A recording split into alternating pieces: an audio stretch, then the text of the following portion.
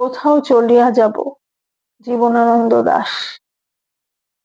কোথাও চলিয়া যাব একদিন, তারপর রাত্রির আকাশ অসংখ্য নক্ষত্র নিয়ে ঘুরে যাবে। কতকাল জানিব না আমি, জানিব না কতকাল উঠানে ঝরিবে এই হলুদ বাদামি পাতাগুলো। মাদারের ডুমুরের সোদা গন্ধ, বাংলার শ্বাস বুকে নিয়ে তাহাদের। জানিব না পরথুপি মধুকুপি ঘাস কতকাল প্রান্তরে ছড়ায় রবে। কাঁঠাল শাখার থেকে নামি পাখনা ডুলিবে পেঁচা এই ঘাসে। বাংলার সবুজ বালামি ধানি শাল পশমিনা বুকে তার, শরতের রোদের বিলাস কতকাল নিংড়াবে। আঁচলে নাটার কথা ভুলে গিয়ে বুঝি কিশোরের মুখে চেয়ে কিশোরী করিবে তার মৃদু কথা নিচু। আসন্ন সন্ধ্যার কাক, করুণ কাকের দল ঘোড়নির খুঁজি উড়ে যাবে।